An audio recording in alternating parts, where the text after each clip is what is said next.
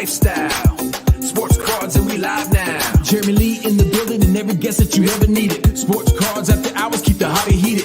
Updates, hobby talk like you never seen it. Sports cards live and none could ever beat it. Sports cards is a lifestyle. Sports cards and we live now. Welcome to another episode of Sports Cards Live with your host, Jeremy Lee. All right, everybody. Welcome. Episode number 206 of Sports Cards Live. It is Saturday night, December the 2nd, 2023. My name is Jeremy Lee. I would like to thank everybody who joined us last time. We had the founder of Ship My Cards, Brian Wells, joined us. Great episode. You can check that out tomorrow night on the channel. Josh Madigan from the Hockey Cards Gong Show joins me for our weekly PWCC hockey auction coverage. And on Monday, Michael Hathaway from MC Sports Cards joins me for MC Mondays Live. Both shows are highly educational and tons of action, especially on the Monday show. I want to thank Coach Co for having me on his podcast. We recorded that this past week. That should be dropping in the week ahead. Check that out, Coach Co. I want to ask you to join close to 500,000 people who have downloaded the Center Stage app across both iOS and Android for quick comps and card management features. Their app is the fastest and most accurate at card shows to help you price your cards, build, organize, share your collection with your friends, and find other collectors to follow using their social sharing features. And marketplace features are coming soon.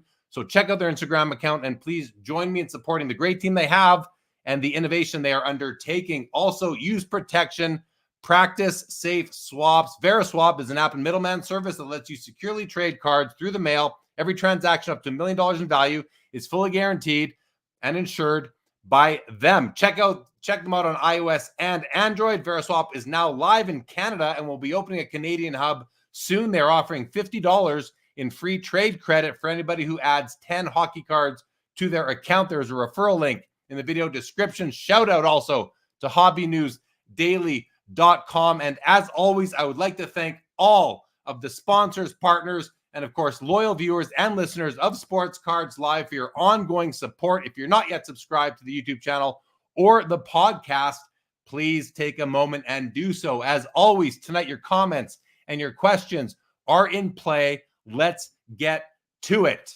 Tonight's guest started in the hobby in the late 80s, chasing junk wax, doing chores around the house to earn packs of 1989 tops and Upper Deck, searching for Ken Griffey Jr., Pavel Bure, and Brett Hall cards. He took a break from 1995 all the way until 2020, and he launched My Card Post in November of 2022. His favorite teams are the Boston Bruins, the Boston Red Sox, the New England Patriots, and the Boston Celtics.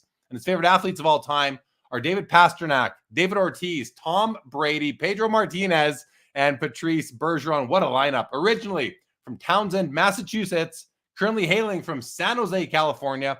Let's bring him out. Mark Hill, welcome to Sports Cards Live. And how are you tonight? Wow, I'm doing great, Jeremy. Thanks for having me. That was a mouthful. I'm impressed.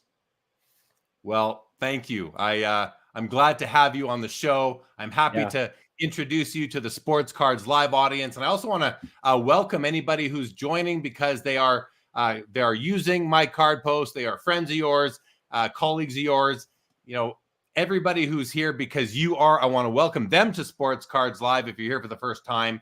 And I want to thank you for bringing them. And we're going to have a great show. We're going to have a great chat. We're going to talk about My Card Post. We're going to talk about some other things. Leighton Sheldon from Just Collect and Vintage Breaks will be joining us for the Vintage Spotlight segment, as he does every Saturday night, in just about half an hour's time. Mark, before we jump in, I'm going to say hello to those who've already dropped some comments. Mike Petty says, everyone must be opening repacks and breaking. No one here. Yeah, we're not repacking or breaking here, Mike. Welcome to the show. Mark Santucci, what's going on? Good to see you. Hobby Champs, hello. Mike Petty. Yes. Joe Perot, good to see you, bud. Jake Abdal is here. Daniel Pincente, good evening. And Jerry Hotch, welcome to the show, Jerry. All right. Well, listen, let's here. First of all, how do we know each other? I feel like I first heard about my card post probably just via socials, but then you started working with the fellas from the Hockey Cards Gong Show, Josh and Troy. And I feel like maybe that's how I know But then again, Mark, we talked before that, didn't we? We did, yeah. Remind me our first contact, because I'm hazy right now. We did. I was introduced to you before over email, and we kind of chatted because this was pre-launch of my card post. I was dabbling with the idea of a middleman type service as part of the platform, and I wasn't sure. And I got connected with you at that time. We had some conversations, but ironically, you're right. With Josh, we met again at the National, and it's actually a great story because you pulled your phone out of your pocket, and you're like, "Look, I have all these hundreds of thousands of emails, and I have one unread email." And you open it up, and it was from me. And it was like, oh, I've just been meaning to get back to you. I haven't done that yet. So that was when we got reintroduced through Josh at the National. And that's kind of where it's gone from then. Right. That's funny. I remember that because that's how I keep myself organized when I need, when I plan these shows out several months, the guests are planned months in advance. Yeah. And when I'm about to plan something, I just leave it unread. That way it's always there and I know. And at that point, I think like you said, I only had one unread in my Sports Cards Live email account, and I was happy to kind of prove to you that you were on my list of I was going to be reaching out to you in due course. It was great to see you in person. Plan the episode to have you on, and I'm excited to hear just how much you've progressed since we emailed originally, which is over a year ago now. So we will definitely get into that. Steven, welcome to the show. Thank you so much for that. Happy December, everybody. Happy holiday month. Mike Double V, what is going on? And Mike Petty says 1967 is a great set to build. I just hate the Seaver and Carew, though. I never like these rookie cards. Anyway, hilarious. Okay, I see Mark Santucci was asking about that set. All right, so let's talk about it because there's lots of startup companies in the space over the past few years, and we've seen many of them not survive. My card post, every bit of feedback and review and testimonial that I see is always so positive, and I'm sure that's got to be a good feeling for you, and congratulations on that. But I would like you to go through and explain to the Sports Cards Live audience really what is my card post. Let's start with what it is, and then I want to go back and I want to find out what was your aha moment. But explain what exactly does my card post offer and do, please. Yeah, so I usually like to say that it's a new marketplace concept, if you will, but we're kind of well past the concept stage as far as just proving the value and the model, does it work? But essentially what it is a subscription-based marketplace. So it's a no fee, no marketplace fee marketplace that relies on a subscription paywall to allow people to buy, sell, and trade. Not buy, but just sell and trade on the subscription, and really just bring everyone together. But by having a subscription and no fees, you're really able to unlock a lot of the things that other marketplaces can't do, which is allowing people to connect and communicate freely, share their phone numbers, their Instagrams, and your entire profile has everything about you. All your Instagrams, your Facebook, your Twitter, your eBay profile, your ComC, your MySlabs, your Veriswap, whatever it may be. You can add all of these things to your profile because we've essentially eliminated that fee-based model, which I don't think you could launch another marketplace with that model because it's just a race to zero, right? Eventually, you're going to get to who can do the lowest fees.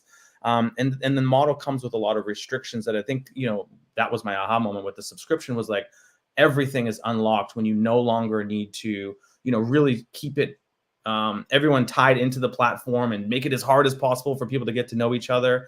And, that's essentially what I set out to build was, a marketplace that allowed you to do any kind of deal that you could think of, no different than if you were on a card show floor. Right. And I think that's where the subscription model came in. Kind of makes me think of Facebook groups and Instagram where you can communicate with your trade partner as much as you want. It seems to me, and just correct me if I'm wrong, but has my card post almost taken that type of environment and just formalized it onto its own sort of platform? A little bit. Yeah. I mean, you could essentially think of it as, because on social, everyone's doing these kind of deals on social media, but it's a lot of cutting and pasting the same pictures over and over and over again and getting into these negotiations. I essentially built like a home base for you, right? You have your, this is my entire inventory. Everything is here. You can make me any kind of offer over here. And, you know, just allows you to just kind of list it once. You're basically the CEO of your own virtual card shop, if you will, right? And, you know, so now you just have this single link that has all of your inventory, and then anyone can kind of, you know, come in and negotiate any kind of deal with you, whether it's a trade for just cards or a trade and we end up having to exchange cash as well. Maybe I want to come in and just buy multiple cards from you and send you a single cash offer. So, you know, that's kind of what we built. And then I also felt pretty strongly about the whole scammer fraud issue, right? That when you put a subscription paywall in front of people, that in of itself will help eliminate a lot of those that are, you know, lurking on these free playgrounds, if you will, which would be like on Facebook and whatnot. Yeah, that's a pretty good deterrent. If you're probably not gonna pay a subscription fee, or you may not if you are gonna become a bad actor. Although Yeah. I'm sure I have to think eventually. Have you had Yeah. any issues yet on the platform? No, I mean, I was just talking with somebody. It's been, you know, so we'll talk, I'm sure more about it, but we just passed our first year since we launched, and we've had close to 1,200 deals completed, over 4,000 cards exchanged, and we've had zero issues around that kind of stuff. But to your point, by no means is the subscription wall bulletproof. That, you know, there will be a day where something happens, and hopefully it's minor. You know, we have a lot of kind of recommendations for new users of the platform. Yeah, that's well, hey, good track record so far for sure, and hopefully it does continue along that trajectory. Good evening to you, Stukes. Welcome to the show. Mark, when they refer to Canada, they're referring to all of Canada, not just Eastern Canada as far as the population. Professor, good evening. David Kaplan, go Flames tonight. David Kaplan's in Vancouver. They're playing each other tonight. Okay, so let's learn a bit more about your history, though, because I want to now go all the way back, and we will come back to my card post, but I want to go all the way back now to, you know, learning about Mark Hill as a collector. Take us through your hobby history from, you know, those earliest memories, what you were collecting. I've mentioned a bit in the intro, right through until, you know, really current, if you don't mind. Yeah, absolutely. So, I mean, as a kid, I would, like you mentioned, do chores around the house, whatever it may be, to try to earn, I think at the time it was probably like $1 or $2 to be able to go buy packs. We had a local card shop I grew up in a very small town of Massachusetts, but believe it or not, we did have a local card shop in the town. You know, so would ride my bike down there, and I always would, you know, be excited to get packs and, you know, beg my mom and dad to buy them for me when we were in the store. And I was always, you know, you just love ripping them and opening them and trying to find like some of your favorite players. I mean, I was a Boston sports fan, so I had those, but, you know, during that time, it was like Ken Griffey Jr. and, you know, from baseball perspective, and Brett Hull from a hockey perspective, like these are just some of the ones that I was just like super excited to find at the time. So I did that as a kid for, you know, for many years. And I would, you know, we would trade cards in the neighborhood. I grew up in a really great neighborhood that probably had 25 kids that were all the same age. So we would all exchange cards, and of course we would stick them in our bike spokes and, you know, ride around the neighborhood there. But then, you know, you get older and you start hitting high school and college. And I kind of got out of touch with it for a while, for many years. And then it was right around COVID that my brother-in-law was in town for Mother's Day weekend or something like that. And he had himself had a similar story and gotten back into it. And he started telling me about how the hobby's starting to blow up, and there's all these things happening, and there's these grading companies, and a switch just went off. I was immediately brought back to my childhood. I immediately ran to a closet, and I've moved probably 20 times in the last 20, you know, plus years, but I still carry this box of cards that I've had since I was a kid. Immediately pulled them out of the closet, and we're going through them. And I mean, unfortunately, I didn't take very good care of them, so there wasn't really anything too exciting in there. But he got me really back into it and really excited, and I immediately started diving in and buying cards on eBay, and that's kind of what got me back into it. And then I spent, you know, like a year or two just kind of, you know, buying and selling, and then experiencing some issues. And, you know, we'll get into the My Card Post stuff after that, but that's kind of the nut of it. Well, no, I want to jump into that because, you know, you came back in 2020 after being gone, and like many people came back in 2020. I get the feel from you though that you, despite starting My Card Post, that you really do love the space. You love the hobby, the community, the cards themselves. Yeah. But I want to understand what it was that caused you, like, when did the light go off and think, there's an opportunity here, and here's what it looks like, and I'm the one who's going to pursue it. Like, take us through that right from the beginning. Like, what caused you to identify the opportunity? So I talk about this a lot. I mean, I've always been entrepreneurial at heart, and I'm always trying to solve problems, whatever, if it's like a sleeping issue or, a bicycle, it doesn't matter what it is. I'm always like a problem solver, and I always like look at something and I try to think of creative ways to solve them. And I've, dabbled with things in the past or tried to start up some business ideas or create products. And I've gotten to like the prototype stage, but I never really had like a great idea that I was able to take all the way. Maybe it was cost prohibitive for me at the time. So, again, it's just kind of been in me. It's part of my core. And as I'm like buying cards and I'm just experiencing issues and just asking questions like, why can't I share my Instagram with this person without getting in trouble? Or why can't I, why is it so hard to buy a card? You can't like buy a card on eBay as an example, and then come back around and relist it when you receive it and try to make any sort of profit. Just between all the fees on the buying side and on the selling side, it was too. So I just kept asking all these questions, and we couldn't trade and all this stuff. And then, my engine starts going like, oh, there's got to be a better way, right? And I just kept thinking about different ideas and ways in which we could solve some of these problems. But I was stuck on the fee thing for a while. Like, how could you tack on fees to a $0 exchange of cards, right? So there's no money exchanging hands. It's just like assets. And I kept getting stuck on that. And then I had a light bulb moment. I don't know when this came or why this came, but I was like, whoa, wait a second. What if I didn't even consider fees and I just focused on a small fixed monthly subscription that pays for itself? You sell your trade like one card that's worth maybe $80, and you've essentially covered the entire month subscription. And once I hit that, I was like, immediately think like, whoa, this could be a really good idea. So I bounced it off like my brother-in-law and many other people. And I started to get feedback of like, this is a great idea. And then, of course, you're like, it must exist, right? And this has to exist because most people, they come up with ideas and then you just go on Google for 5 seconds and there's 42 of them. But to my surprise, it didn't exist. And but I didn't take action right away. I very quickly bought the domain in like 2021, but then I sat on the idea for like months, like 3+ months, trying to poke holes in it. I would eventually, dabble in conversation with people about it.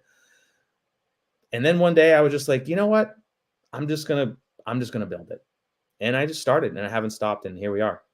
So are you a programmer? Are you an app builder, a website builder? How did you go about that?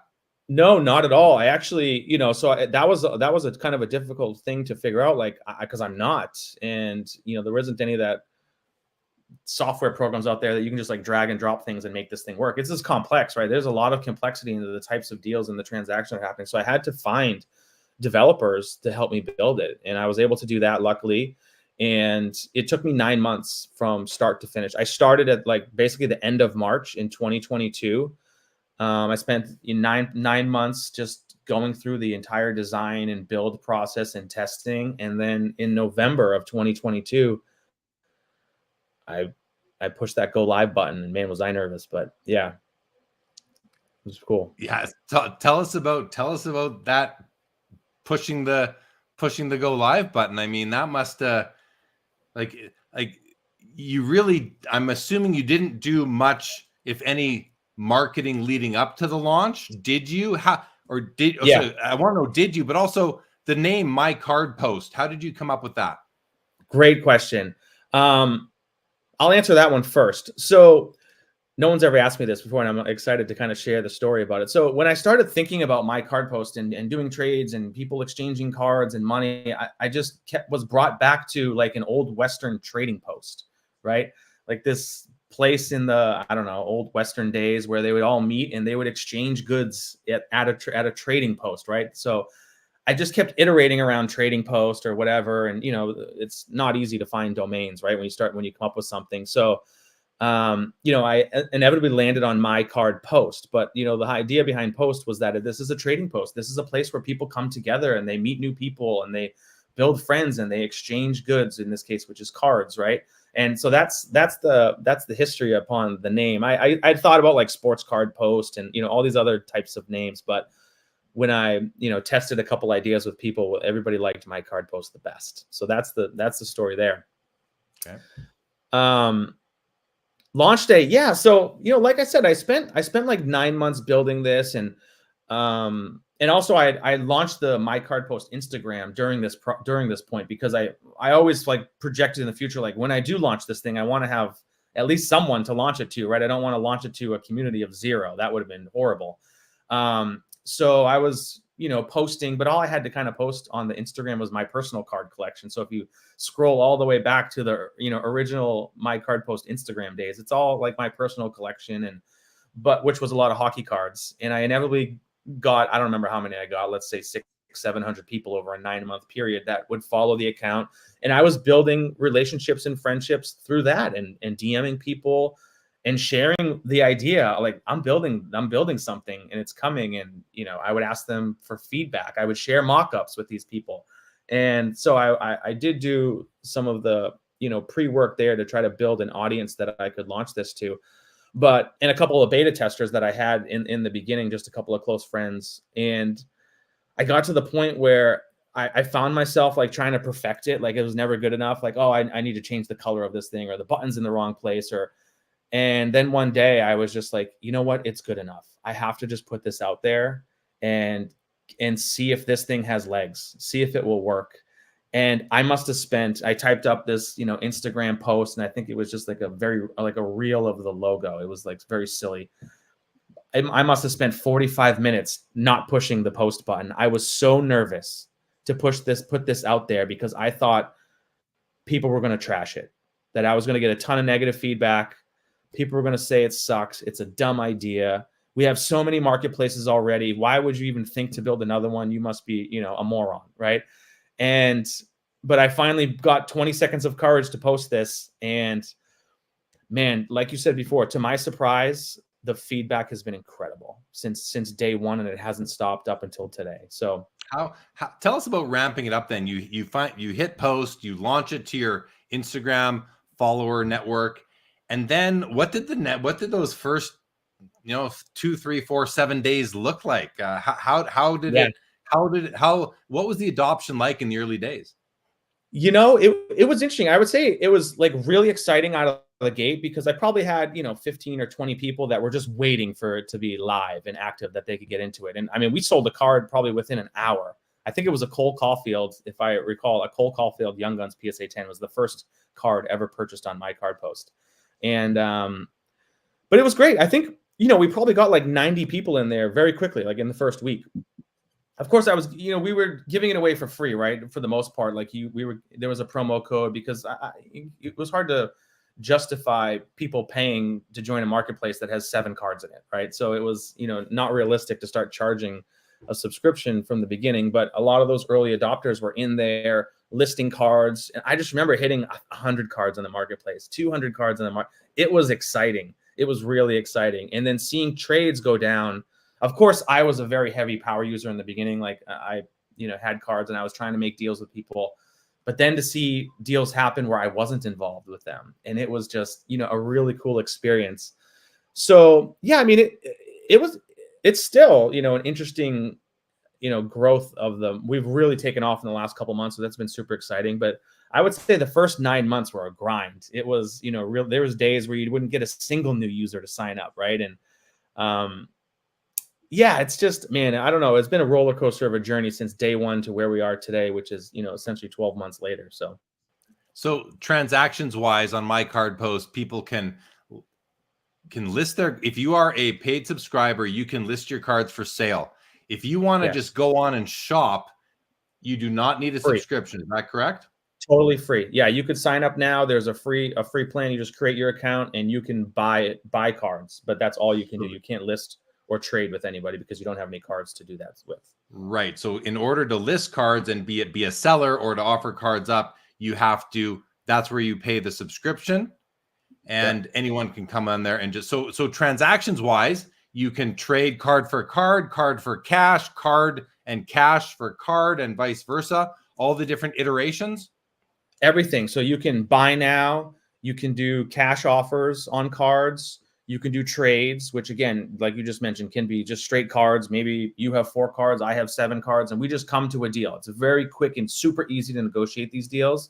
But maybe we can't find any more cards to even out the trade. So you can add cash, right? We're like, okay, we're $50 short in value. Let me just throw 50 bucks in and close the gap and let's get this deal done. You can also do multi-card cash offers. So I could go on your page as an example and be like, Jeremy, you have hundreds of cards here, but I really want these 15. And I add them all to an offer. And let's just say the total is $2,000. Well, I can just make you a single cash offer of like, hey, would you accept 1,500 for these? And then you can, accept, reject, or counter offer. And we're messaging back and forth the whole time with no restrictions. So there's really essentially like 5 different ways that cards can be, bought and sold on the platform. And, as a seller, you can control how you want your cards listed. Maybe you want them only for buy now, or maybe you're okay with accepting cash offers. Maybe you're okay accepting all 3 trade offers as well. Or maybe you only want a card to be available for trade only. Like nobody can buy it. It's only available for trade. So you have total flexibility to list cards the way that you want to run your business. Oh, that's really cool. How has My Card Post evolved? And are you constantly soliciting feedback and suggestions and recommendations? Do you have a Discord? Do you have a Facebook group? Talk a bit about all those things. Yeah, I don't have a Discord, but we do have a Facebook group community, My Card Post community. We actually just kind of relaunched that like maybe a month or so ago. And that's been cool. But we've also, have definitely kind of put My Card Post out to the community. It's their marketplace. And I've gone out and we've posted, send us your feedback, send us, ideas you have. I actually get them all the time from members directly. We're implementing one right now that came from a member a couple of weeks ago where they wanted to see a leaderboard. Hey, I want to know who are the top traders, who are the top, people saving fees. And I was like, it's a great idea.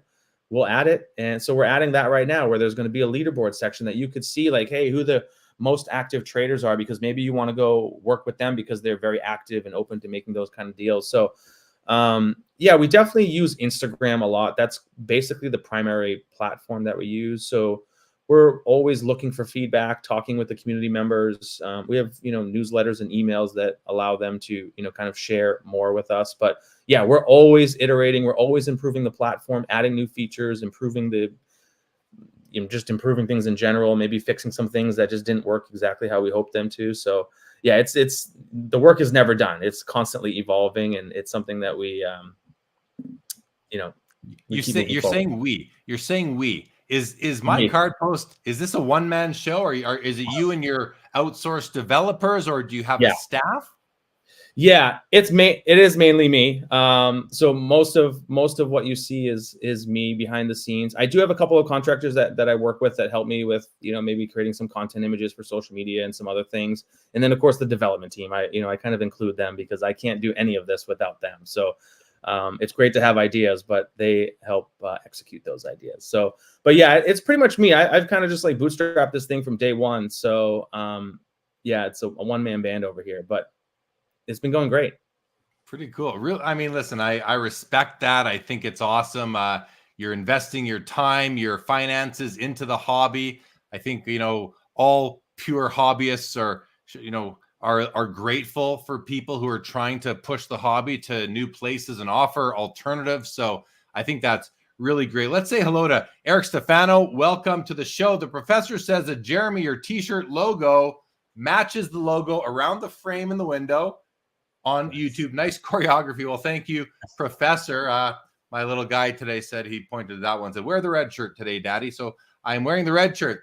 And thank you, Professor. Jeff McMahon, good evening. Good evening. Bobby Burrell says that recapturing our youth stage is such a powerful epiphany for card collectors coming back into the hobby. A comment from earlier, but really, Mark, that's what brought you and so many people back during the pandemic. Yeah. So, but, again, we've lost a lot of those people who were here just because they had, they've gone back to work now, or they realize that you can't just make money, in 7 days every time you buy a card, sort of thing. Yeah. But you have stuck it out. Like, I wonder, you've stuck it out. You started a business. Let me ask you this. If you didn't start My Card Post, do you think you would still be a passionate collector of sports cards today? 3 years, 100%. 3 years later since coming back in? 100%. Yeah, I immediately was just sucked right back into it, full force, 100%. And look, again, as a collector, I was having problems, and I wanted to solve those problems. And look, My Card Post is not some get-rich-quick kind of thing here. I built this mainly to solve for all the challenges that I was having. And I just kind of felt like, hey, I'm just an average dude. I'm just a regular guy who collects cards. Nobody doesn't know anything about me, but I'm still having these problems. And if I could build something that solved all the problems that I was experiencing, I just kind of felt like, hey, many people out there might be just like me who would also think that this would be valuable. And, you know, here we are, like I said, a year into it, and it's been great. But absolutely, I have my own personal collection. I definitely will say that I had to let some of them go for that first year of my card post to help, kind of, I don't know, fluff the fire, if you will, in the early days. But I'm back now. I don't have to do that anymore. So I'm back rebuilding my PC, which was something that was hard to let some of these go before. He's back, everybody. He is back, and Leighton Sheldon is back. Leighton's in the background. We're going to bring Leighton on for the Vintage Spotlight segment. And as always, if you guys watch this show, you know that I always ask our guest to come with a question for Leighton, and Leighton to come with a question for our guest. Let's bring him on. Leighton, welcome back. Another Saturday. I'd like to introduce you to Mark. Mark, please meet Leighton. Guys, say hello.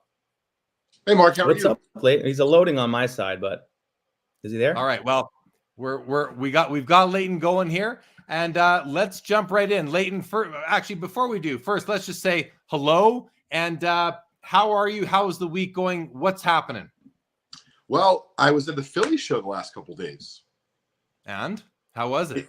Well, I mean, listen, it's like being a kid in a candy store. That's the truth. It is work. It's work.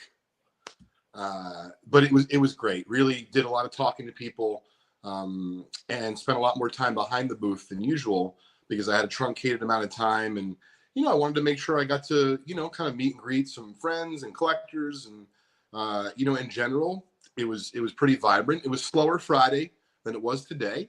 The team will be there tomorrow. Sundays typically are a little more difficult at most conventions, as people know. But I think that in general, the vibes were very good.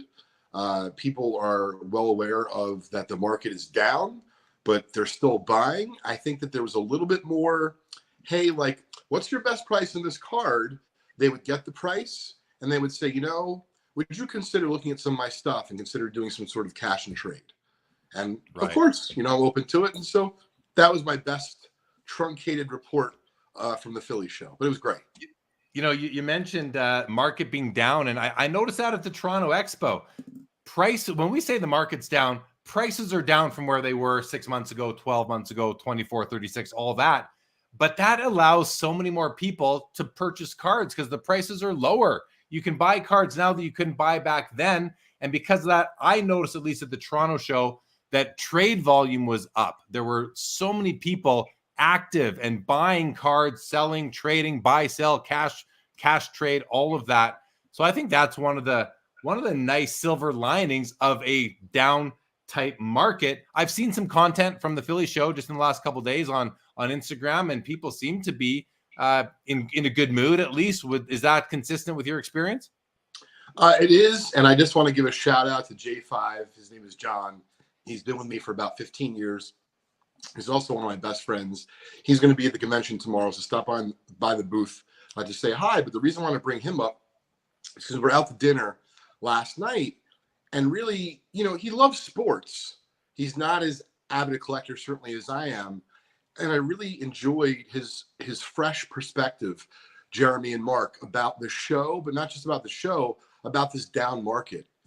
He's like, wait, the people who are coming up to the booth to buy a Babe Ruth for $5,000 or $8,000, that's not the same person who's buying. There was a gentleman who had some cards across the way, literally as cheap as 50 cents, $5 cards. And listen, we love it all. His booth was very busy. And so what J5 was saying is like, maybe things are just kind of resetting, but the folks who have that kind of money at the $5,000 and the $8,000 range and a little bit more, whatever the number is, that might be a different group of folks, but they all still want to collect. And so per your point, Jeremy, there really wasn't anyone like who had their head down, was like, oh my God, white flag, like, woe is me. No, even for the folks that are down their cards, it seemed to be like, all right, I get it. My card may not be selling for what it was selling for 12 months ago or 18 months ago, but it's allowing me to buy a few more cards than I normally would be able to get because those cards are down too.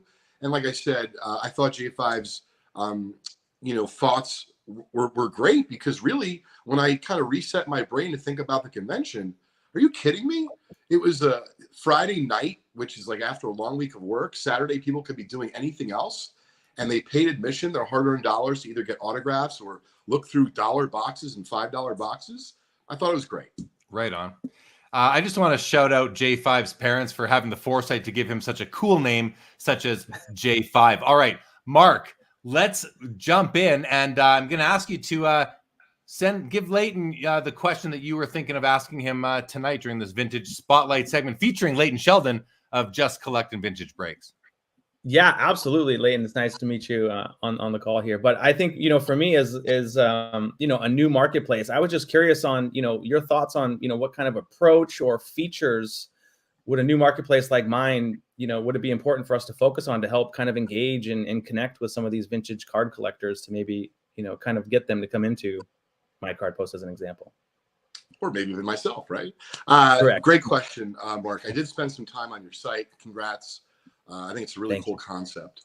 And no, listen, you're welcome. And so I came here with a couple thoughts because, you kind of had given me a rough idea of what you may ask. And so the first thing is I would try, if I didn't spend an enormous amount of time. So if you do these things, I do apologize. But the first thing is try to integrate the pop report for, listen, not just vintage collectors, but modern collectors. I mean, I can tell you it takes a lot of time when you're going through even just a simple auction. I love to see auction houses do this, and for some cards they do it and others they don't. But I mean, the data's there. And if you're someone who can code, then you understand that, maybe you have to do a deal for the data with that respective company. But I would love to see that, very much so. That's cool. I just want to say, I think that's a great answer, Leighton. And I think that would be such a value add for a marketplace like My Card Post. Any follow-up there, Mark? No, I think, so because I think there's a lot of like set collecting involved in vintage, right? So to be able to kind of dive into some of the pop reports is an interesting thing to help attract them, I guess, right? There is, but it's also just because I want to make sure we give vintage collectors, the proper shout out here. It's not just set collectors. There's a lot of folks who are either type collectors or player collectors. And so, Mark, what's really interesting is I'm not actually just talking about the Cobbs and the Wagners and the Ruths. What if you collect, some Rube Crow, like a random T206, but you literally want to know about his E91, American Caramel. Like, you want to know about all these funky different issues of a player that maybe isn't that easy to figure out what his actual cards are in terms of availability as well as population in those respective issues. Oh, absolutely. It is a good, interesting point. I think, right, because you kind of want to dive into more of a player pop report as opposed to a set. So depending on the collector, that's my point. Is you want to kind of, if you're going to be a marketplace, you want to be able to have it, for everybody. And to be fair, right, if other marketplaces don't have this feature, and because you're smaller, Mark, and can be nimble, maybe you could institute this and be a leader in this particular case. Yeah, I had a bit of a spin-off idea from what Leighton said, Mark, and this might be completely ridiculous, but it's in my head, so I'll say it anyway. Your super users, your biggest power users on the site could potentially become knowledge capsules for certain things. Like, if, for example, maybe somebody is selling you could say Ken Griffey Jr. or Yogi Berra, it doesn't even matter. And maybe a link because like you said, on anybody's profile, you have links to all their social accounts, etc. What if they have almost like a Wikipedia sort of thing where it's like, hey, here are the articles I've written, or here are the knowledge base by player. So, here's something like that, or even if it's just stories. I don't know. Again, this might be a ridiculous idea. Maybe it's not possible. I'm not sure. But if I was a super user, or if I was even a new user, and I found a seller and they have, maybe they're on the leaderboard and they've got a great track record on My Card Post, and they have also included a link to the checklist of every 90s Ken Griffey Jr. insert, or every Yogi Berra card going back to his rookie card, or all the Piedmont T206 backs, whatever it is, some sort of knowledge sharing database that links from the users from based on who wrote it, I guess you have to consider, is it accurate? Is it inaccurate? What are they using for? But anyway, just a real rudimentary idea that came into my mind. It is a good idea. I mean, we do have the ability for anyone to just add their own personal website as well, which could be something like that if it was, maybe a blog or something that they're hosting that has that information. So, but yeah, it is something interesting to explore. Right on. Leighton, did you have a question for Mark? I did, but it's kind of intertwined with what you do, Mark, because it's more of like a question / a request, and I can't imagine I'm the only person who feels like this. So yeah. I figured I would bring it up today. So Mark, I really like what you're doing, and in a way, right, it's kind of like, please take this as a compliment. Facebook's a huge community, right? A huge platform well beyond cards. But it kind of gave me that type of homey feel. In other words, being on your site, like, oh, maybe this can be my Facebook for vintage cards. The reason why I'm bringing up Facebook is because I used to spend more time on Facebook on a personal note. I don't really anymore. But on a business note, as much as I think Facebook is easy to use, when you talk about spending thousands of dollars on average per transaction, I feel very little security for who am I sending money to? And oftentimes, for example, Mark, because in my business, if someone contacts Just Collect, usually they send me the goods first. And I send out the check, PayPal, Zelle, whatever the case is, afterwards. I understand that doesn't exist on PayPal, but just like these folks don't know me, I've been doing this for a very long time, and I don't know them. And so I was just wondering, can you help break down that barrier maybe with your platform? And for example, I don't know if you can integrate Facebook or encourage the biggest groups to come on there, because I know myself, I would love to buy. I hear about these great deals and I'm like, but is it really worth the risk? And I don't know how to conduct business as safely as I would like, as compared to, buying out of REA or buying out of Heritage, or believe it or not, even buying on eBay, to me is much, much more safe. So I was thinking that if you could bring that type of social component and that Facebook action, right, with all those dollars being transacted, I would be very excited. I was curious if you have, any plans for that, or do you even understand what I was, kind of getting at in terms of a question?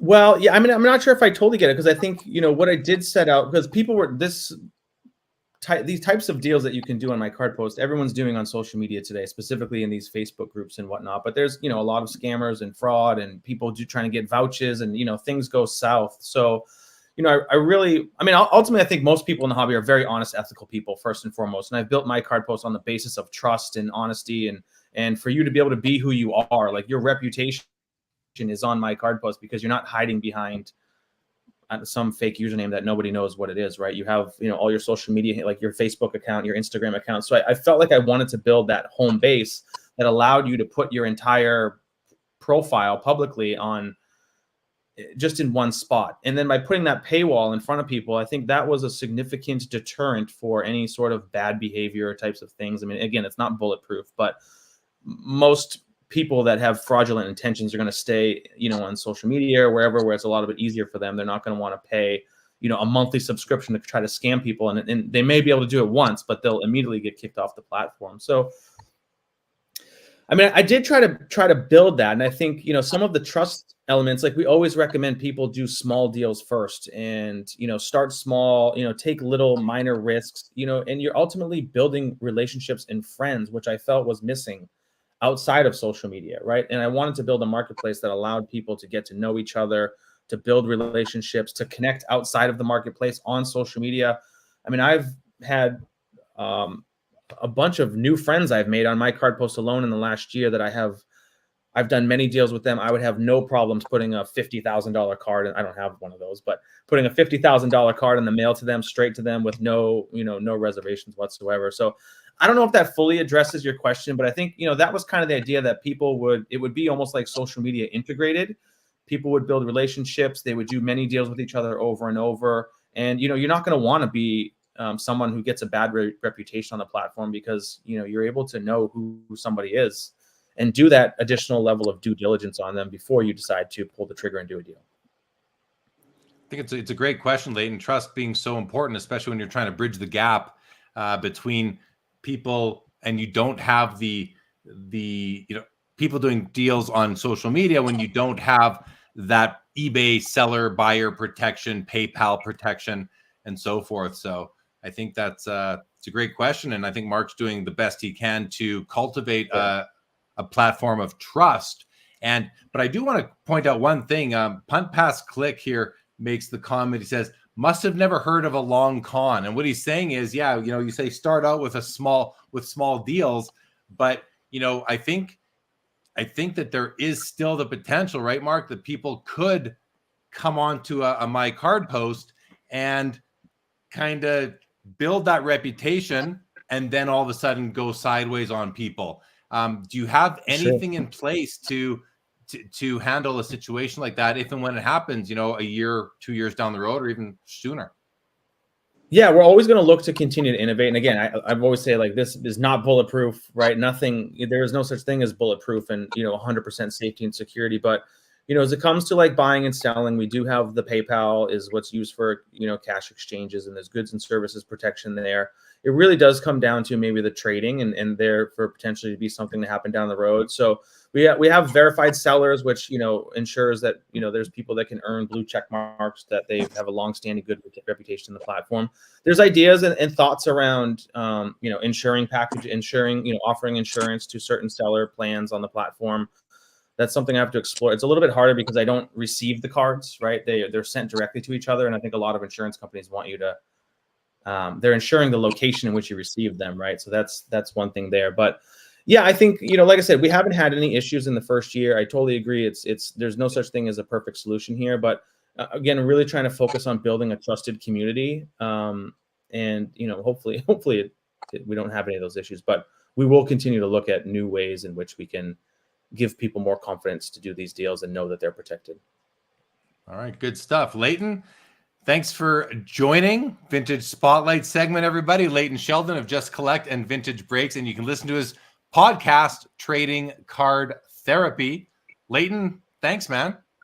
Thank you, guys. I just wanted to show off one card for my PC that I bought at the show. It's not a biggie, but it is a toughie. You'll appreciate it. It's north of the border produced, but it's baseball. It's a 1970 O-Pee-Chee Thurman Munson rookie, graded PSA 6. And you might be asking yourself, like, late 6 isn't that high. But for O-Pee-Chee, it is not easy to find a Thurman Munson rookie at all in decent shape. It's got reasonable centering. And so I'd still like to upgrade it, but I bought it because I thought it was reasonably priced. It cost me $230. It was marked $250. So I saved $20, buy a hot dog for lunch. And This is the highlight of my PC pickups from the show.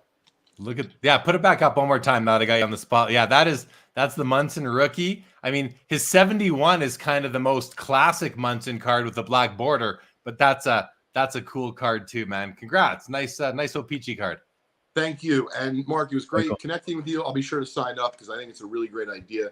Jeremy, thanks for having me as always, and happy holidays, everybody. Same to you. Appreciate it. All right. Thanks, Leighton. All right, let's keep on going. We got a bunch of comments that I want to get to, Mark, that have come in. Let's go. The professor says, looks like there's almost 11,099 cards on the site, of which 5,775 are hockey. Why is it so hockey dominant so far?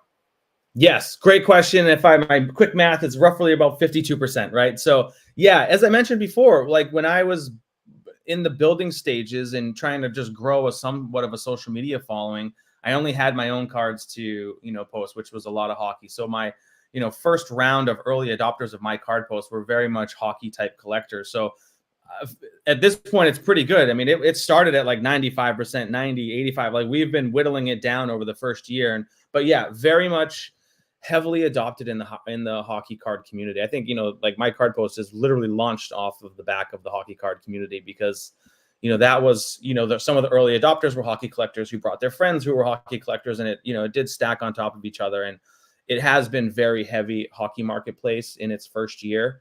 But, with those numbers right there, we're doing better because I think even last month we were probably at like 65%. So it's definitely coming down fast, which I love to see. Of course, it wasn't meant to be an only hockey card marketplace, but that's why it'll balance out over time. Jake Dahl says, what is the link to the site? It's simply mycardpost.com, which I've put up on the screen right now for everybody. We'll leave that there for a couple Thank you. of minutes. We have some ideas from the professor. I don't want to really hash these out right now, but I want you to we'll read them and you can think about them. He says, idea 1, let your purchaser community give feedback on how the raw cards posted on your site that are purchased and ultimately get graded. How do they grade? I think that's an interesting idea. Cards that are, if the acquirer of the card is then going to get it graded and let you know how it grades, I can see room for there to be some, false data there too. Going, hey, I bought, this card, maybe it grades a 9. People can say it graded a 10. People can say it graded a 6. I don't know how you would, I don't know how you would actually prove that or support it or really vet it, but maybe there's something there. Idea 2 from the professor is, can you put the name of the player just underneath the price? I have to open the listing in order to confirm the name of the player. Is that, you want to just speak to that briefly? Because that seems, I can. So I think for me in the beginning, I was very focused on just ease of use. I wanted the market, everything to be super easy to use and aesthetically pleasing. And I opted not to put anything, not even the card, not even just the name of the player, but not even the card details. Because I feel most of us, even as we're browsing, eBay as an example, we recognize what we're looking for immediately, right? But yeah, it's definitely something that people have commented on. I've actually tried to poll the community, and it's a little bit of a 50-50 split, unfortunately, where people are like, no, I like the way it looks now. But we are working on some of the data management on the back end, and this is kind of one of the ideas I was thinking about, is maybe not the whole card name, but at least the player name, because sometimes that's just what most people are after. They kind of get the card brand just by looking at the pictures. But right. I appreciate the comment, and it's totally legit. And I guess that ties in here to Neil's comment where he says, is it possible to search for specific cards or just view sellers? So is that ties into that last discussion?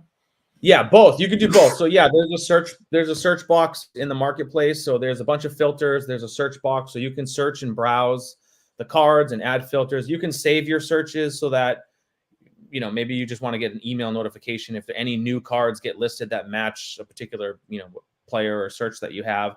But you can also go on My Card Post and search for sellers. And that's actually something that's fairly new because, maybe you've done some deals with somebody and you just want to quickly find their page on My Card Post as opposed to, maybe typing in their URL, because we all have our own unique URLs. But yeah, you can do both. You can search the marketplace and there's a separate search to try to find specific sellers. Right on. What's up, baseball card curmudgeon? Daniel Picente says, Leighton is absolutely right. With so much emphasis put on money, we lose sight of what the hobby is about at its core. People connect with their younger selves and lose track of time doing it. Man, that's so true. Lose track of time doing it. Not to mention sharing moments with their kids, which mine are young. I look forward to doing that in the near future. But I love this comment here. We lose sight of what the hobby is at its core with all this emphasis on money and chasing the grail of grails. Collecting is actually, Michael Golden, a viewer of the show, sent me a link today to a video. Bob Costas was in it talking about baseball. And he says, go listen to the 58-minute, 15-second mark. So I did. And it's talking about Topps baseball cards, trading them in the 50s in the schoolyard, and how he made one of the people speaking says that, back then there was no value to these cards. It was all about your connection to baseball. No one ever said how much to buy that card from you. It was always, who do you need from my cards to trade you for your cards, And the hobby's gone in such a different direction since those purest days of collecting trading cards. These things it's funny. We call them trading cards, and people like to say lately that they're called trading cards. They're meant to be traded.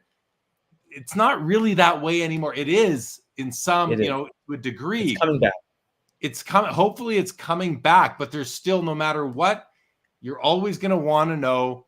I feel like, 95, maybe more % of people are always going to want to know, what's the value of the card that I'm giving up and what's the value of the card that I'm getting? And back in the day, it wasn't value. It was, what's my connection to the player who I'm getting back? And maybe a My Card Post can help to bring back more just, pure trading. It may be, absolutely. That ship might have sailed though, Mark. What do you think? Money is, I don't know. I think, the hobby. I've actually had, like a member kind of reach out to me and say, like, we're kind of bringing, like, this is how the hobby got started. Like you just said, like, we were just exchange cards and I have something you want and you have something I want. Like, let's just figure it out. And, that's kind of, I mean, I hope that we're bringing that back because number one, the money thing is challenging in of itself. And, I really tried to focus on closing the gap, right, between what a buyer pays for a card and what the seller receives. I mean, we see cards transacted on my card post. They're immediately relisted because you can do that because there's not that huge gap between buyer and seller. But I do think, and we talked about that with Leighton, right? It's a down market and people are doing a lot of trading because they want to, and it's down market and not just in cards and values, but also in the economy, right? People are losing their jobs and, money's tight and they don't have a lot of free cash, but maybe they have quite a bit of an inventory of cards that they've acquired over the years. And they want to use these assets to make moves and trade in and get some of these PC cards, or maybe they want to trade down into things that are more liquid. So it feels like it is kind of coming back, and I hope we can play a role in that, in just kind of bringing back the origination of the hobby, if you will.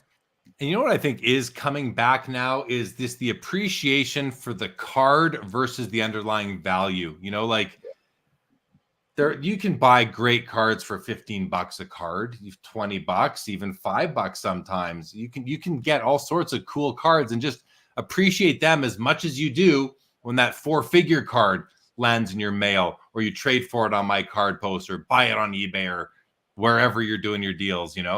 I think more and more people are starting to appreciate the cards, and maybe the down market has pushed people towards that because you're still in the hobby and you want to enjoy the cards. As much as the hobby can get you down, we can always go back to your cards. Joe Perot makes the comment.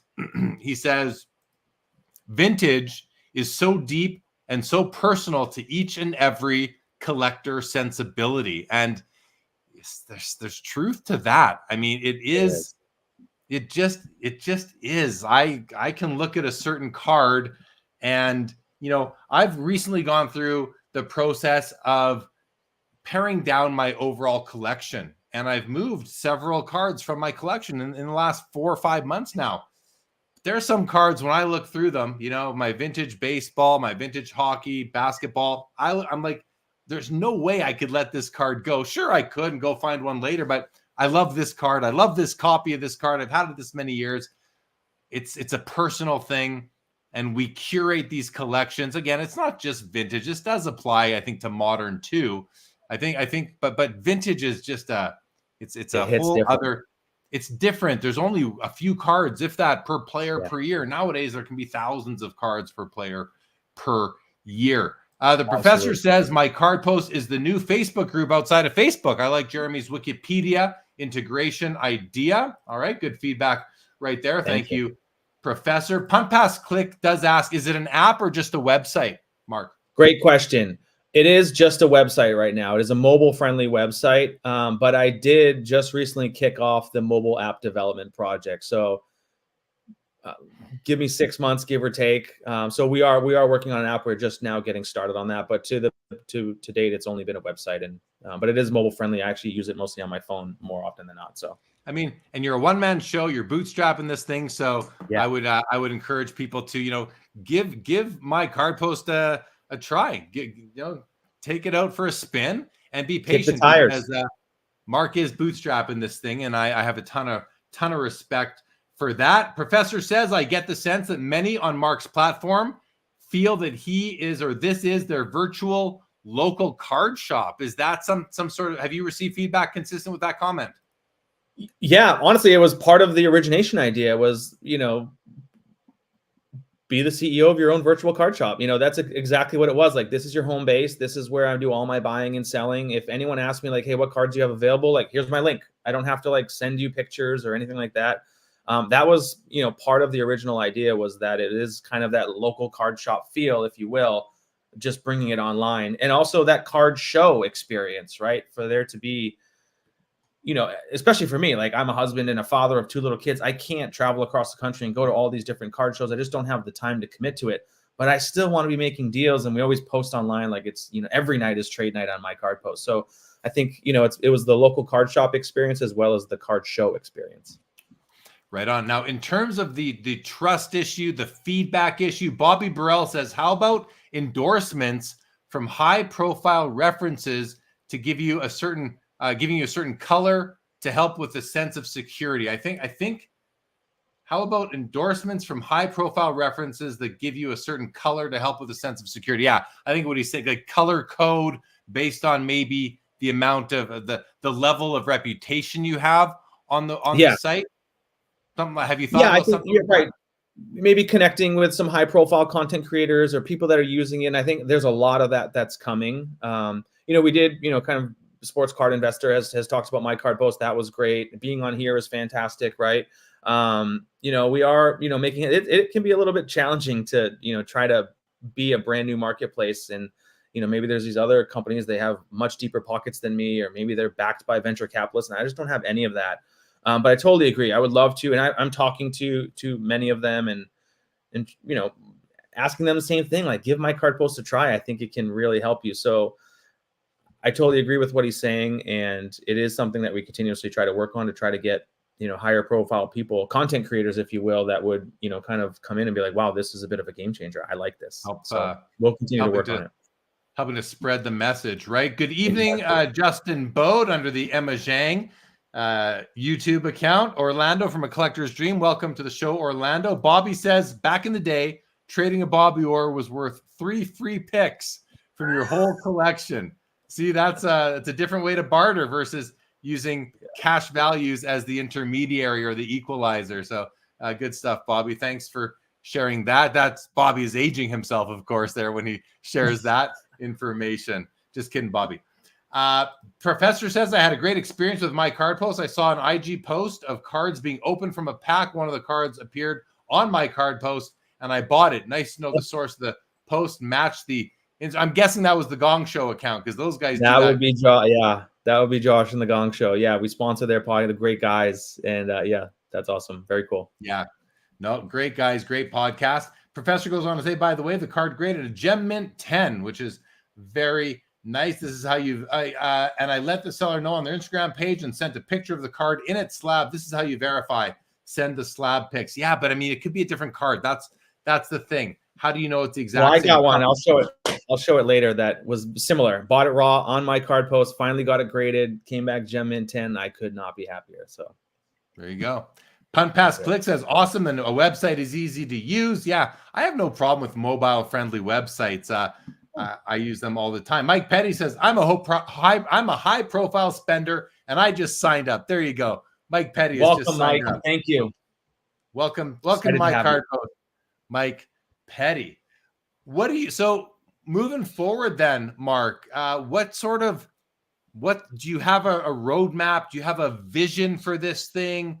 Do you want to keep on bootstrapping? Are you looking for financing? Are you looking to grow? Give us a bit of an idea as to where you see it going in the next 2 to 3 years, let's say.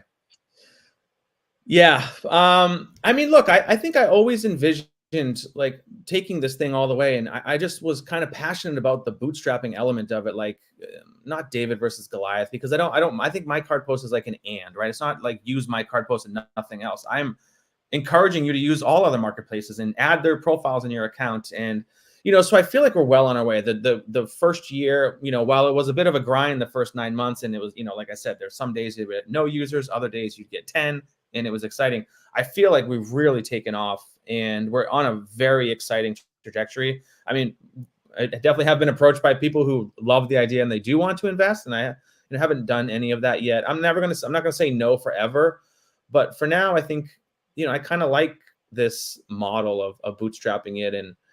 And I mean, we're just like incrementally outside from an app, which is a significant investment. I think we're just like incrementally making it better and better and better over time.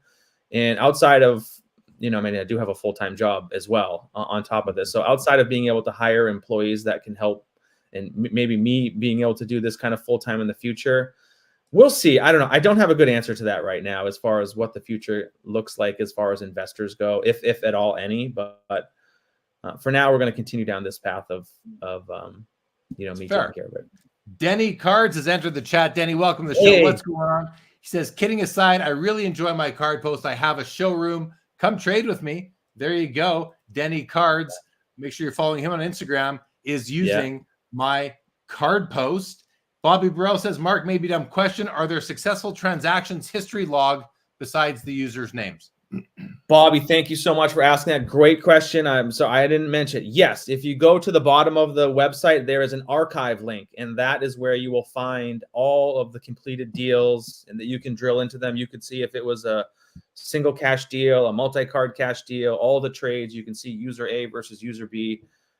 Yes, great question. The archive is where you'll find that information. And not a dumb question. I think it's a great question too, Bobby. Great question. Not a dumb question whatsoever. Speaking of, future plans, partnerships, I wanted to ask you about partnerships. I know you're working with the Hockey Cards Gong Show. You got, as far as sponsors and helping get the word out. You mentioned to me earlier that you were doing something with Mascot, which is the new multi-platform listing tool. The professor was asking about it. It was in our notes. That was a topic for today. Talk to us about what you're doing with Mascot and any other partnerships out there that you're working on that you're able to divulge. Yeah, no, Mascot is really exciting. So Ezra and his team, I mean, they're great guys. We're super close. We're literally so it's functional right now. We've been working diligently on the integration between Mascot and My Card Post. I think one of the biggest hurdles for a new marketplace is the ask of people to list their cards more than once. It takes a lot of time and effort to go list all your cards on eBay. And then to have people, especially people that have thousands of cards on eBay, hey, come over to My Card Post and do all that work again. That's a big ask. And I've known that from the get-go. And I was actually going down the path of building my own sort of bulk listing automation tool, if you will. And then I discovered Mascot. And this, to me, is going to be a huge game changer for the hobby. Not just for My Card Post, but I think for us as collectors in general, where we have this centralized inventory management system where we can list our cards once and then use, direct integrations with all these different marketplaces to push them out to as many marketplaces as we want.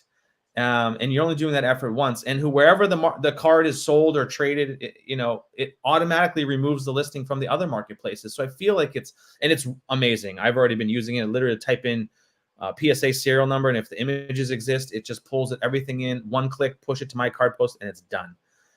So I think it's really cool. That's one of the biggest integrations. We're almost there. I think it's probably going to be, maybe mid to late next week when we will be going live with that, and that everyone in the public can use that.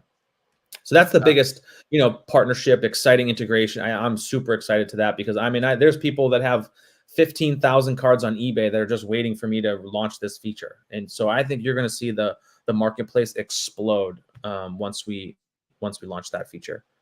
I do love how with Mascot, you can enter the serial number of your PSA card, your Beckett, your tag graded card, and it will bring up the detail, the pop data, the images. I know tag pushes out images as well. That's now you don't have to scan. You don't have to scan. I mean, that's a huge benefit if you're dealing with graded cards, at least. Yeah. Bobby asks another question here, Mark. Is it just cards, or are there other types of items people can trade opposed to just cards?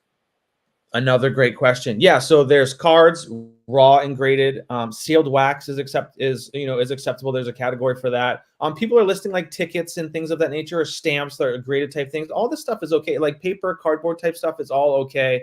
We're not getting into like shoes or jerseys just yet. Not to say that we won't expand kind of the categories, but in this first phase of building this, we just wanted to kind of stay in our lane and focus on cards and sealed wax and just, like I said, we'll look at expanding into different things in the future, but for now it's just kind of cards.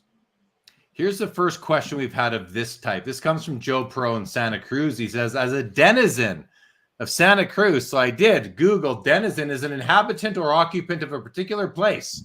As a denizen of Santa Cruz, I'm curious if Mark has a community of fellow collectors in San Jose and the greater Bay Area. I think this is a really neat question because he's kind of wondering, can I DM My Card Post or Mark Hill on Instagram and say, hey, is there a community of users on your site from my area?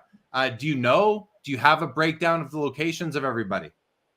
I don't know where everybody is. It's the US and Canada, right? So My Card Post covers US and Canada. We have I would say the community of collectors I have are in different states because I've met them on My Card Post, and we've, built friendships over the time. Yeah, there's definitely, I'm in San Jose, so like we're not too close from each other, or not too far from each other, Joe. Yeah, I mean, there's people out here. So along those lines too, in the early days of my card post, I was going out to these community of people in the Bay Area, and like I needed to buy cards in bulk because I wanted to help fill up the marketplace. So I would go and meet people at their houses and, do cash deals in person and take 20, 30, 50 cards from these people. So, I mean, I wouldn't say it's this massive community of people here in the Bay Area, but there's definitely Discord groups and people that I've connected with who have gotten on my card post as well. So, yeah. That's cool. I'm starting to sense the whole community feel of my card post. Like you said at the outset, it's about people making friends on the platform.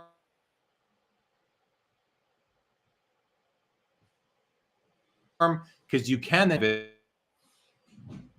and hidden. That's a great thing. Stukes wants to know, what percent is vintage versus modern? Do you have a feel for that, Mark? Yeah, I do. Very little vintage, maybe less than 30 cards, which again was some of the questions for Leighton. That's definitely a category, as well as some other categories like Pokemon and these other ones that are not nearly as prominent on the marketplace. So yeah, there's very little vintage. We would love to see more of that grow in the marketplaces. It is a lot of what most people would consider modern cards to date so far. There you have it. Yeah. So Mike Petty, that addresses your comment. Not a lot on there right now for you old guys, but that's what. And Mark, maybe you said you were buying cards, doing cash deals to fill it up. Maybe you got to spearhead it a bit, right? Like you did earlier. Point. Yep. Yeah. I agree. Yeah, I've done a ton of. I mean, I don't have to do it as much anymore because the marketplace is growing faster. But yeah, you're right. That is what I've done for the most part to kick off some of these categories. I would go source cards in that category and list them up. And vintage is one I probably need to look a little bit more closer at doing that with. Or Mike, maybe you and I can talk and let's see how many cards we can bring of yours onto the platform. That would be helpful as well. Right. You don't want it to all be you. You want to find those early adopters in the vintage category who are willing to help get things launched on my card post vintage wise. I think that's maybe we'll find you one or two or three, or who knows how many people, like Leighton said, he was interested. Maybe we'll find you a couple guys here tonight that want to help to be the first people to do it are probably going to be the most successful long-term if they keep up with it. So it's like, this is all new territory. Somebody can just go plant your flag in there and say, I'm going to be the one to do it. Like you guys, that could be anyone watching right now could go do that. Jacob Dahl says, I just signed up right now. Also very nice. Jacob, Mark, say, well, welcome, Jacob. Welcome, Jacob. Thank you. I'm glad to have you here. So I'm excited to see you on the platform. So thank you. There you go. Mark Santucci says, any soccer cards, Manchester as an example that you're aware of, Mark? Yeah, we have. Yeah. So soccer's okay. It's definitely not one of the bigger categories, but, we have people like Coach Co and Mac and, Special One Cards. I was on his podcast as well once. So there's definitely a more growing soccer community. But again, Mark, if you're a soccer guy, we'd love to see you on the platform and help kind of build up that category as well. So all of these categories, some of them outside of like maybe the top 4 or 5 need more cards. Dan's Vintage Baseball says maybe offer VIP memberships to larger vintage collectors. Do you have tiered memberships? Yes, I do. So there's 3 tiers. Literally there's 3 paid tiers, and it's $9 a month, $19 a month, and $22 a month. You obviously can save 20% on annual plans. And it's literally just how many cards you can have active on the site at any given time. So at $9 a month, you can have 50 cards. At $19 a month, you can go up to 500 cards. And at $22 a month, it's unlimited. So you can list as many cards as you'd like. But yeah, great point, Mike. Happy to, kind of talk more about what we can do to get you on the platform. All right. Well, guys, any more questions on my card post, put them in the chat. Mark, I want to sort of switch topics with you, and I'm going to ask you a kind of an interesting question, but what's hobby-wise, what's burning your behind right now? What are some of the pain points you're noticing in the hobby that are things that you would prefer would either just maybe go away, or things that you would like to see fixed? What's burning your behind? Maybe I got to start a new segment called "What's Burning Your Behind." I think there's a couple of things. I think it's interesting in the hobby, just in general, just how quickly it shifts. There's always some sort of like thing happening that just is an outpour of just trashing people or something. And, I get some of it can be warranted in some ways, but I think, I just think I'm kind of trying to be a more positive person. And I think some of the, negativity that can be out there and some of the comment sections, I just love to see some of that improve. And I mean, we see it too, right? As a marketplace, we're posting the deals people in our platform are doing. And, the comments that I don't love to see are the ones like, oh, user A got fleeced or user B must be an idiot. And like those things don't make anyone feel good.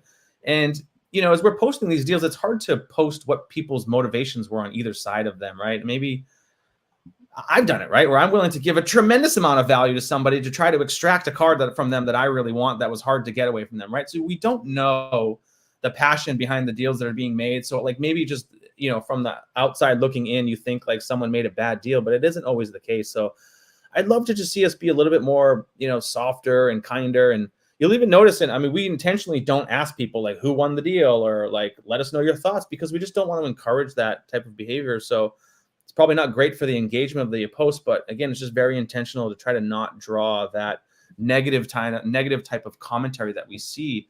So I think that's one. I mean, we tend to just like jump on people and I don't know. I'm not a big fan of like the negativity in the hobby, if you will.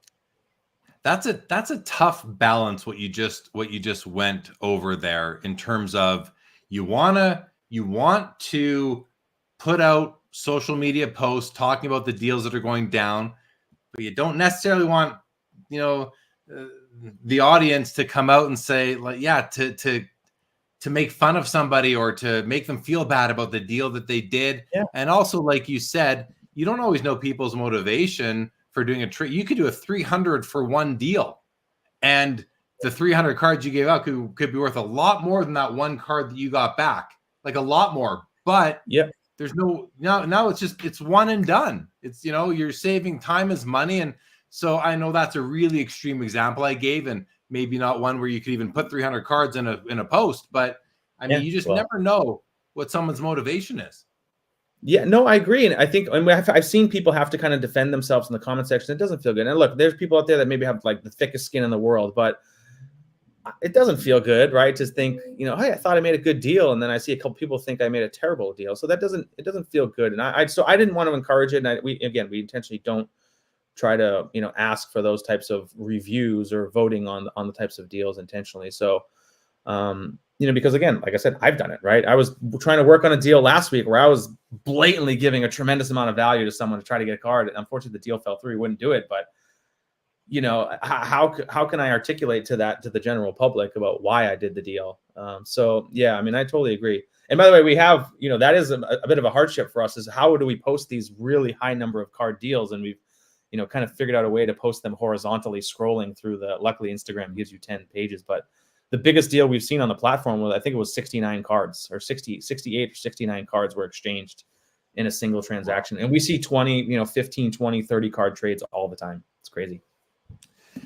So we have the what's burning your behind segment, but Neil says maybe it could be called what's chapping your cheeks.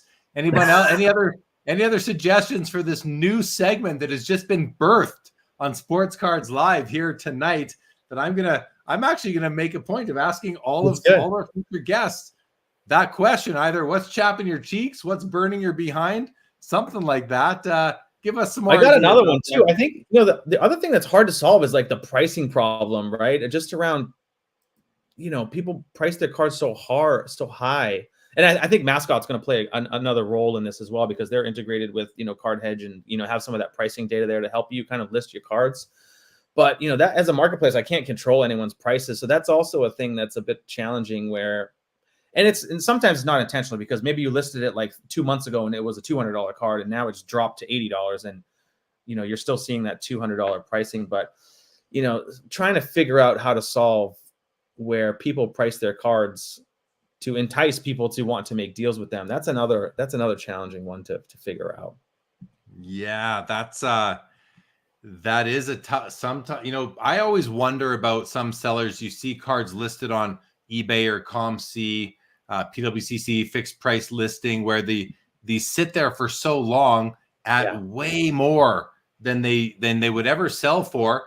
And on the one hand, I think to myself, well, it's up to that person to list it at whatever they want. If they're not serious about selling, they're not serious about selling. There's one guy I used to follow his account on eBay, and his cards were priced like, I don't know, 5-6 times. Like if it was a $10,000 card, he wanted $80K for it, sort of thing. Yeah. Well, what happened? What happened like 7 years into that strategy when cards went up 7 to 8 times? Now all of a sudden they caught up to his prices, and I think he started selling some finally, you know, in 2021, 2022. I'm not saying that's ever going to happen again, but it is another one of those things that's tough to balance. Like, who are we to tell anyone else what to price their cards for if they're just not going to sell them? Some people, maybe that's, you know, maybe who knows why people do it. I'm sure they have their reasons. Zillow. I think like Zillow has an option to like, you can list your house on the side and it's like, make me an insane offer. And that might be the case. Like, I love this card. I would only sell it if somebody made me a ridiculous offer. And I've actually thought about that, to have like a PC, you know, showcase section of my card post where you could turn on a button that says, make me an offer I can't refuse, kind of thing, where someone can just be like, dude, I'm willing to pay you 5x what this thing's worth because I want it so bad. So, mega bids only or something. Oh, boy. You know, I used to refer to crazy pricing as astro pricing, like astronomical pricing, astro pricing for sure. Seems like the word mega has taken over the hobby. So mega pricing, you know, but that's an interesting option that you just came up with for my card post, to, you know, have a showcase or a gallery for your PC cards. And maybe there's a button that says, you know, it's well known on my card post, cards that are in the galleries, they're not for sale. But if you want to make a ridiculous offer, like kind of like what not often. Sometimes I will say, someone will say, hey, is that card available? I say, it's not available, but my not for sale price is, you know, like, here's the not for sale price. You want to pay it, I might have to sell it. I'd be an idiot not to take your money, sort of thing. Yeah, absolutely. Hobby Champ says, I love the subscription model for hobby selling platforms. Fees are antiquated trash. Not holding any bars there. Fees are antiquated trash. I mean, listing fees and selling fees is what he means, tied to the price of the card itself. Justin says, I've been on my card post for about a month. Only 5,000 cards then, now over 11,000. Notice an increase in variety and growth. Several nice deals myself along the way. Excited for the future of my card post. So much potential. I mean, that's got to make you feel good, no? Oh, Justin, thank you. I get, Jeremy, I get this stuff. It fuels me. I mean, the feedback from people, they're just like thanking me for building this. Has just been like, and I don't deserve any of it. Like I said, I'm just a regular dude who just decided to build something to fix the problems I was experiencing, and to see how well it's being adopted and how much people appreciate the platform, and for them to have the flexibility to do the kind of deals that they're doing. It does make me feel very good. So thank you, Justin. Appreciate it. Yeah, great stuff. Thanks, Justin. Appreciate that. I'm seeing some more options come in for what to name this new segment that we birthed tonight. We've got what's burning your behind, what's chapping your cheeks. Dan's Vintage says, what's crumbing your bum? That one's not gonna go, Dan. Mike Petty says, what's chafing your fanny? No, I don't think we're gonna go with that one. I'm not gonna read your next one, Mike Petty. Dan says, what's blocking your bowels? That's pretty funny. What's juicing your caboose? Oh boy, we're going down a rabbit hole now. Lots and lots of options here, you guys. All right. Mike Petty says, what's this week's scam? Christmas packs, fake cellos, or 1951 tops unopened, breaks, loaded potatoes. All right. I'm not sure what you're getting at there, Mike Petty, but there's always something going on in the hobby. That's for sure. Dex Flow says, I will be joining my card post today. Very nice, Dex. It's listen, one of the things I love doing on the show is bringing on, you know, these entrepreneurs who have ideas, that are passionate about them. And like, listen, Mark has been on other shows. There was a time when I got most people first back at, 3.5, 4 years ago when I started this show. And I was one of the few, if not the only interview show out there. But nowadays there's more. But one of the things that I love to do is bring on these people and introduce them to at least the Sports Cards Live audience, and show you guys the people behind these ideas. And listen, if you go back close to 4 years now when I started doing this and bringing on people from other businesses. Not all the businesses are around anymore. And I can't speak to why, but well, maybe I could if I thought about them. But this one, I feel like my card post is different. I feel like, Mark, I feel like you're doing it right, slow and steady. You're not coming out saying you're going to be everything to everyone. You understand the limitations. You understand what your challenges are. And, but by coming on the show and speaking in front of the audience, the people in the chat, the people watching, the people that'll be listening to this on podcast for the next several weeks, I think you've earned some fans today. I think you've earned some people who are willing to give it a shot. And, I think that speaks to just, your authenticity and your passion for what you're doing. So I wish you all the best. And I want to thank everyone who's joined us in the chat today for giving Mark and my card post a chance. We've had several people say that we're gonna do that. So Mike Petty says, kind of like my slabs, but with a few different features. I think it will get there. Do you want to address that at all, Mark? Yeah, I think my slabs is fantastic. Again, with my card post, I am welcoming of all of these platforms. I think they're all fantastic. My slabs was a game changer at the time and still is a very good marketplace. I love my slabs. But I'm not trying to say anything negative about it, but they all kind of have the same limitations and restrictions due to the model, right? The fee-based model, inevitably you have to protect the transactions, because if the transaction doesn't happen on your platform, you don't make any revenue. And my model is not like that. If two people decide like, hey, yeah, let's do this deal, but you know what? It looks like we live next to each other. You want to just go to Starbucks and hand them to each other? Go for it. It's happened. We've had members, like, they literally drove like 50 minutes to go meet in person and hand the cards to each other. They did the deal on my card post, or even if they delete them, it's okay.